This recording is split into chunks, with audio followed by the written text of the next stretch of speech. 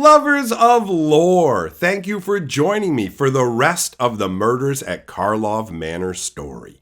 Normally when these stories come out, I release them in installments, but because I got incredibly sick for an entire month, what we're doing this time instead is we're taking the 9 installments that are left and making one epic mega video. So, some of you like to go and read the story and pick up some of the extra details for particular parts of the story. Because all 9 of them are in one video, I will make sure to indicate what part of the story we're going into so you can reference it later if you need to. That out of the way, if you've watched part 1, you know the cast of characters, so part 2 starts like this.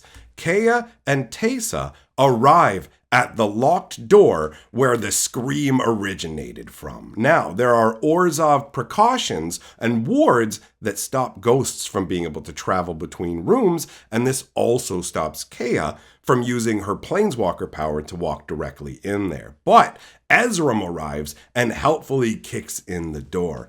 Inside, Zagana was dead. She had been posed on a giant pile of coats. She had no visible wounds, but she did hold a black iris in her hands. Karlov Manor went into full lockdown. The Azorius there cast Verity Circles, which is magic that forces you to be truthful, and started questioning people in the manor. Kea noticed that Judith had disappeared before the murder had occurred. But Alquist Proft, a high-level detective, shows up on the scene and instantly spots what nobody else did. There are 10 guild symbols hidden and arranged on coats around Zagana. He also reveals that there's a secret member of the Dimir in attendance at the party, even though everyone there thought that the Golgari and Dimir guilds were both absent. Proft escorted Kea to where the guests were assembled, and he singled out a Celestian guild member, who when approached was revealed to be the vampire Etrada. Etrada immediately tries to bolt. She knows she's not powerful enough to fight Kea, but she is too fast for her. So Proft ends up using his magic to confuse Etrada by changing her surroundings. He manifested buildings around her because he could create anything he had ever seen and had a photographic memory. So Etrada ends up looking around baffled, but keeps running forward, which leads her right into the arms of Kellen, who grabs her, and his grip tightens when the Azorius come over because this is his collar. But Proft told him, "We're the ones who figured this out. We don't need the glory." Lavinia arrived and demanded that Etrada be remanded into Azorius custody. Kellen begrudgingly complied, and Etrada was hauled away. In part 3, the revelation of the Dimir's presence sent people into a tense frenzy. The Celestians pleaded their innocence. They did not smuggle Etrada in. Vannifar had recovered from the shock of Zagana's death and was now a thunderhead of rage. Things were going to get ugly with the Simic. Rumors of what happened were swirling around all of Ravnica already. We find out that Kellen is part of the detective agency because he wants to find information about his father. So he approaches Kea and asks her about planeswalking, and specifically if she knows his father, Oko, but she's not able to help him. Kea then meets with Ezram, the leader of the detective agency. He requests that she take the lead on the Karlov Manor investigations. Etrada is insisting that she has no memory of the killing, but Kea refuses. Proft goes to visit Etrada in prison. It turns out that he's formerly Azorius, so his old co-workers give him a hard time. But ultimately Proft is troubled. Etrada is a famous assassin, and this was sloppy and obvious. Why did she stay after the act? Nothing was adding up. Etrada somehow knew what he really wanted to ask. How had she tricked the Verity Circles? So she explained that she hadn't tricked him. The truth was, she wasn't responsible for the murder. Proft asked Etrada to swear to help him clear her name. She found it quite odd that he would risk himself to help her, but she agreed nonetheless. And Proft used his magic to open the lock on her cell, safe in the knowledge that her assassin skills would conceal her escape. He told her to meet him at his house, Then he called out to the guards in an annoyed tone. "Where is the prisoner?" Kea received a hasty message from Teysa. She was ready to tell Kea the important secret she had mentioned before. But when Kea arrived at Karlov Manor, she found Teysa staring up at the ceiling with her own walking staff stabbed through her body. Kea could see the blood on her hands from where she had tried to pull the walking stick out. Teysa was dead. By Teysa's body lay a note, written in Teysa's hand, but the words were Phyrexian. Kea's mind raced. Had Teysa been in league with the Phyrexians? What was her secret? We move on to part 4. Kea looked at Teysa's corpse. She looked peaceful, but was that just Kea's imagination? Did Teysa know this would happen? Kea tried to summon Teysa's ghost. "Teysa Karlov, I would speak with you." The phantom that appeared was a servant, and no matter what Kea asked, the only answer she was given was Master Teysa is not entertaining guests at this time. Kea couldn't tell if this meant Teysa's ghost had returned and was okay, or possibly she had been soul-snared by a powerful rival. Either way, she still was considered guildmaster. Kea pocketed the Phyrexian note and left the manor. She headed to the detective agency and met with Ezram and explained that Teysa was dead and she would lead the investigation after all. Ezram tells her to check in on Judith. They haven't heard from her since the party. So Kea left with Kellen accompanying, as well as Agris Kos, who had been sent by the Boros to help with the investigation. They headed to Rakdos territory to confront Judith. When they found her, she was incredulous. "I had a disagreement with Teysa over interest rates. I didn't kill her. I was in the Verity Circle. I'm innocent. Go to Vitu-Ghazi, read the Guild Pact in its original form." Kea wanted to ask more questions, but Judith dismissed them with a hand wave. "You wanted to see me. You have. Now get out." The 5th part of the story starts with Proft and Atrada together, retracing her steps before the party. She led him through a secret Dimir Guild entrance. She worked with Proft because she had no one else to turn to. The Dimir did not approve of unsanctioned murders. Proft worked with Atrada because of the unique situation she presented. There was something deeper going on here, and he did love a good mystery. Proft inspected her room before Atrada was allowed to enter in case she disturbed the scene. He quickly spotted some yellow-gray dust on Atrada's pillowcase. She didn't recognize the substance, so Proft carefully collected some as evidence. "Everything that's been touched by this dust needs to be thoroughly cleaned," he told her. For her part, Atrada was livid. Who had penetrated her defenses and accessed her home? She abandoned everything in the place. She had other locations like this, and after the Phyrexian invasion, she was taking no chances with any possible infection. Suddenly, Proft was on the ground. A woman wielding 2 knives stood over him. Atrada leapt at the stranger, but stopped mid-movement. This was Massacre Girl, and she and Atrada knew each other. Massacre Girl had been sent after Proft as a message to the detective agency, but she had no intention of fighting Atrada, and so she departed. The story switches over to Kellen and Kea, headed into Vitu-Ghazi, the Celestian city tree. We learn that Amalia is also on Ravnica and is in the rubble belt exploring an ancient ruin. Vitu-Ghazi itself had been relocated. The Phyrexian invasion had been too much. After the War of the Spark, Vitu-Ghazi had already been weakened and had gone dormant as a result of recent events.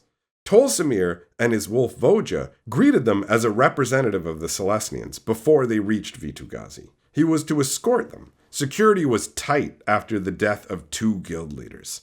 Kea and Kellen were taken before Tristani, the 3 dryads that live in the same body. Tristani was the voice of Ravnica's world soul. They requested to see the original Guild Pact, and Tristani agreed to let them, but there was something odd that happened. Normally, all 3 dryads were of the same mind, but this time, the middle dryad Oba was at odds with her 2 sisters Sim and Sess. Oba was angry Kea had not been around to protect Ravnica from the Phyrexian invasion. Nonetheless, they were granted access to the Guild Pact. Tolsimir led the way and explained that Tristani had changed because she was still adjusting to the new location of Vitu-Ghazi. The magical protections around the Guild Pact were removed, and after reading the Rakdos section, they discovered that the demon Rakdos had been bound to the Rakdos Guild for a specific purpose, to contain his powers. Before being bound, Rakdos would instill random citizens with murderous rage and power, causing them to kill unexpectedly. Had Judas sent them here to learn Rakdos was responsible for the murder? They needed to report this back to the agency. Moving on to part 6, Atrada and Proft are off to find someone who can analyze the dust. Problem was, the man they went to meet was incredibly paranoid, so they had to approach from the open, and being in public was aggravating for Atrada, but she endured. They needed someone outside the guild structure to help them. Kylox was that someone. When they found the right door, it was unlocked. A bad sign. Inside they found ruin. Everything had been smashed. Proft used his magic to reconstruct the scene before everything had been ruined. It was an Izzet workshop similar to the bolt hole that Atrada had been using. Proft located a secret door under a rug that was now under a smashed bookcase. His keen senses and Atrada's assassin skills helped them evade the traps they found when they descended through the secret door. They managed to find the Viashino Kylox. He was somewhat beat up. Alquist? How did you... Never mind. I don't want to hear it. What do you want? Proft told him about the dust. Kylox promptly told him to get out. He couldn't help him now. But it was already too late. Footsteps in the distance. Kylox told them to hide, and they witnessed goblins take Kylox away in Mizium chains. Proft said they would follow him, and grabbed a small wooden box from Kylox's desk. The story changes over to Kellen and Kea. They've been intercepted by a group of 6 people in long, dark robes. The fight with them was one-sided. Kellen and Kea made quick work of them, but when they tried to get answers, the robed figures ate tiny plants which turned them to moss, and the moss then crumbled and blew away on the wind, leaving no trace of them, only their clothes. Kellen found a tuft of white fur stuck to one of the robes. Kellen then set up an agency barrier to protect the scene. They returned to the agency, and Azram informed them that Tesa's killer had been caught. It was a low-level guildless hitman who had no memory of the event. He came to covered in Tesa's blood. The meeting was interrupted by Aurelia dragging in Massacre Girl. Aurelia said she had been sent to kill her, and this was proof that Rakdos was behind all of this, and the Boros Legion would be mobilized. Massacre Girl was interrogated and admitted she had no reason to go after Aurelia. It just happened. She had no memory and wasn't paid for it. Agaris Kos interceded with Aurelia and advised her to give them more time. 24 hours, snarled Aurelia as she stalked out of the room. Proft and Atrada trailed after Kylox. The goblins had no idea they were being followed. Kylox was brought before Krenko, the goblin boss. Krenko demanded to know what Kylox knew about the murders. Atrada wasted no time and swept into the room, disabling all the goblins with ease. Proft demanded Krenko explain himself. Important people are dying. I don't want to be next. A window smashed as a large man crashed into the room, aiming his blade right for Krenko. Unfortunately, the blade took Kylox instead. Atrada leapt on the attacker, and they chained him up. The man's eyes were glazed. He was under the influence of something. Atrada used her vampiric abilities. Locking eyes with the man, she flooded him with fear. His eyes widened back to sensibility. "Where am I?" he yelled. Proft had his suspicions before. Now he knew for sure. People were being brainwashed. Atrada is innocent. Now with part 7, it starts with Kellen and Kea poring over all the information they've just uncovered. They both felt that Rakdos was not the culprit. This wasn't his style. It wasn't big enough. There weren't enough bodies. An alarm sounded, indicating the evidence locker had been breached. And when they arrived, the evidence locker was gone. It had been obliterated by the escape of the trapped Gruul god. Ansrag, the mole god, was free. This was a disaster. Ansrag was known for his rampages. An array of detectives had already assembled and were doing their best to stop the mole god. Kea leapt on his back, slashing the mole god's face, while Kellen's light blades worked the god's lower half. Ansreg roared and flung Kea off. Ezram appeared, flexing his giant wings, and the mole god turned to face this monstrous challenge. Kea assumed her ghost form, which baffled Ansreg's senses and allowed her to get close enough to him to deploy detainment magic that had been provided by Kellen. The mole god was swallowed up in a bubble, rendered harmless. Ezram immediately demanded Yaris be brought before him. The Groll would answer for this. Agaris Kos departed on a solo mission to get more information. Nothing was adding up. The story switches then to Proft and Atrada infiltrating Golgari turf. Atrada was not pleased to be down in the sewers. Proft led her through winding tunnels until they found who he was seeking, Izoni, an elf with a death mask painted on her face. Proft had seen her servants, tiny spiders, at multiple locations, and knew she was also investigating what happened at Karlov Manor. Proft handed her the jar of dust he had collected from Atrada's pillow. Izoni opened the jar and inhaled deeply.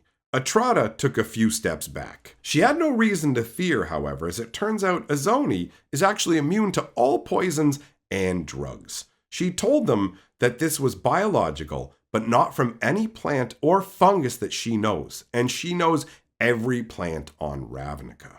Were the Phyrexians possibly behind this? A figure moved in the distance, and Proft immediately gave chase. He was catching up, but fell like a sack of potatoes. Something had rendered him unconscious. Switching to Agaris Kos, he had made his way to Rix Madi to see Rakdos himself. He found the demon sleeping peacefully in a lake of lava. He couldn't be behind this. Just then, Kos felt a burning pain, and he faded out of existence. Judith stood there, looking down at Rakdos, and she held a skull. Inside the skull, Agaris Kos's ghost was screaming in pain. Judith had big plans to take over her guild, and no one could be allowed to get in the way. Back with Proft, he regains consciousness only to find himself in his mind palace in a dream. He had been forced here by another, who was currently rummaging through his memories. The figure was not the murderer, just someone passing through Ravnica, and they said they would remember Proft's help. Before he could protest, the mind palace shattered, and the stranger was gone. Proft returned to reality. Atrada was staring down at him, clearly afraid he was being controlled like the others. Neither Atrada or Izoni had seen the stranger. By this point, Agaris Kos's absence had been noted, and Aurelia was mobilizing the Boros to march on the Rakdos Guild. A grand funeral was held for Teysa. Proft and Kea met, and she told him about the Phyrexian note and the bodies turning into moss, at which point Proft smiled. He finally knew who was behind all of this. Part 8 starts with Kea at Vitu-Ghazi. The guild leaders had all been summoned to discuss the recent murders. The Groll had no official leader, so Yaris stood for them, and Judith stood for Rakdos. Ezram from the detective agency was also in attendance, and Krenko had surprisingly been invited as well. Everyone was gathered in Tristani's inner sanctum. Tristani did not look happy. Tensions in the room started to rise, with guild rivalries on display, but it was cut short by Proft coming out of the shadows. All will be made clear. I just have a few questions. The killer is here in this room. I need to speak with each of you privately. Having said that, Proft first took Kea to a side room, but he asked her nothing. He just sat there looking expectant. After a moment, Kea asked why they were just sitting there, and Proft gestured at the wall. As if on cue, a white root squirmed through the wall and bloomed into a flower. Moving quickly, Proft covered the bloom with a glass jar. Pollen burst from the flower, the same yellow-gray dust they had found on Atrada's pillow. They cut the bloom loose, and Proft used stasis magic on the jar to preserve it. Kea wanted answers, but Proft told her he would reveal it all grandly to everyone all at once. They returned to the inner sanctum, Proft brandished the jar, showing it to everyone in attendance. Only one guild could create something like this, he said. The Celestians.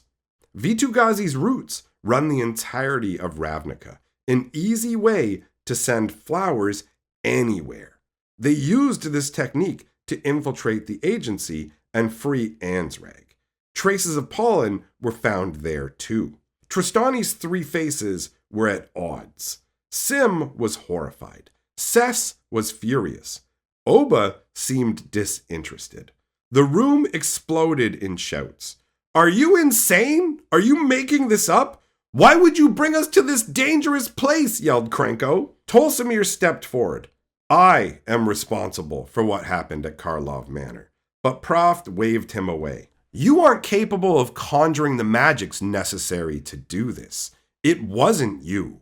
Proft turned to Oba. "Are you ready to admit you're the killer?" He said it with infinite smugness. We move next to part 9. Tristani's inner sanctum was deathly quiet. Proft's accusation against the Celestian Guildmaster had shocked them all to silence. The reality of the situation settled on the Dryad sisters. Sim and Cest realized that Oba was somehow responsible for these murders, and they rounded on her. Why? Oba's rage roared. They got what they had coming. Ravnica almost died during the invasion, and the guild's power squabbles made things worse.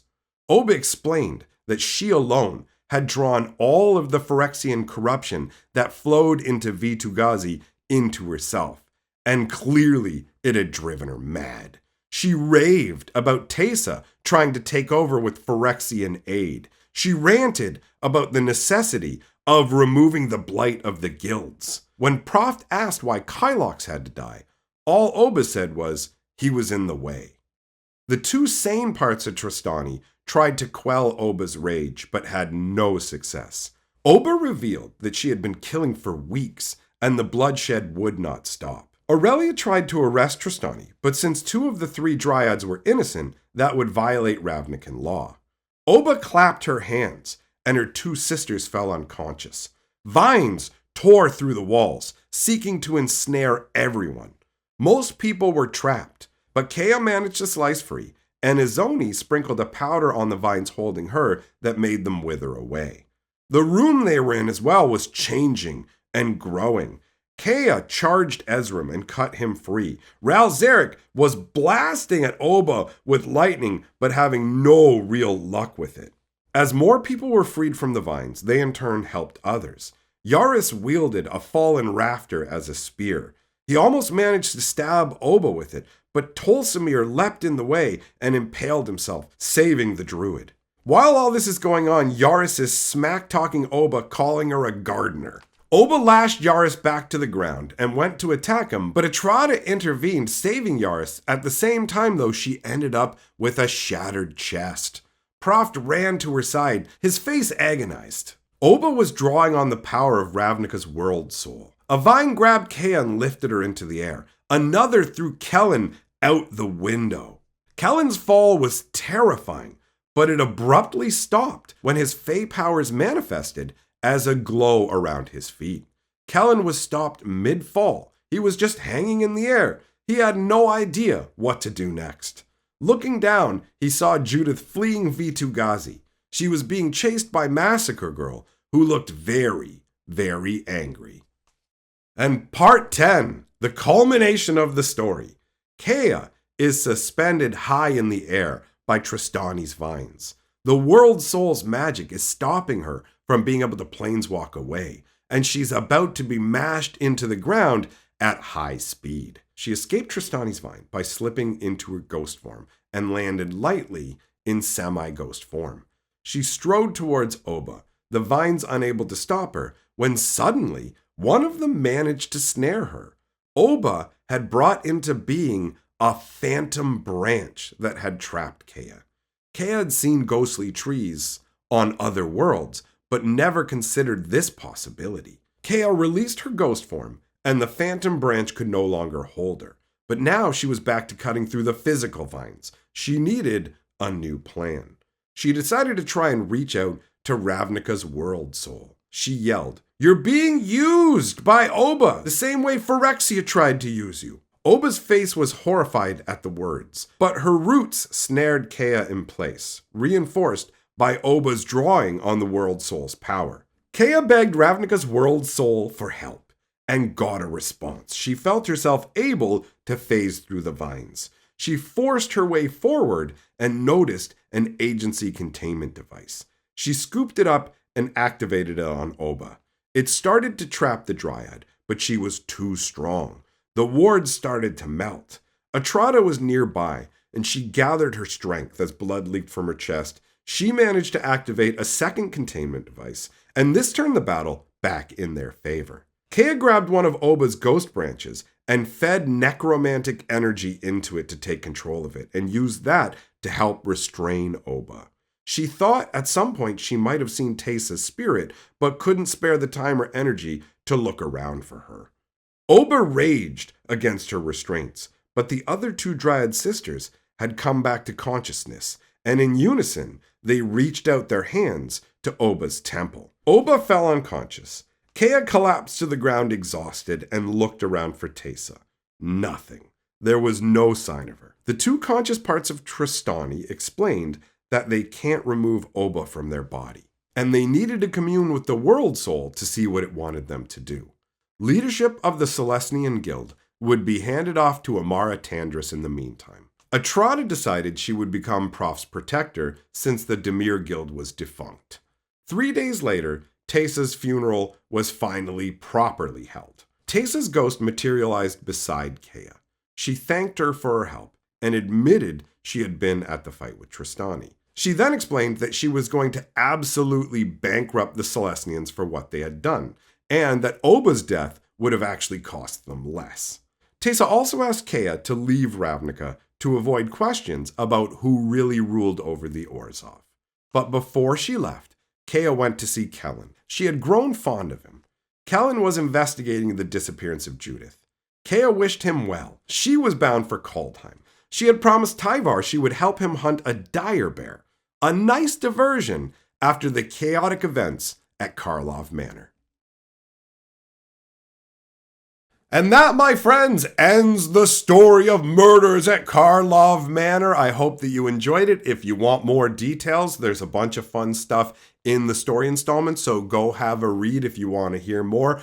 Proft and Atrada's relationship is a lot of fun, and I look forward to seeing them together in the future. Like what we're doing here, you can support the channel by joining our Patreon or the channel membership, and a giant shout out to the channel's members and patrons. Thank you very much for supporting the work that we do here. I will see you for the next video. In the meantime, go enjoy some more stories on this channel, because at the end of the day, lore is life.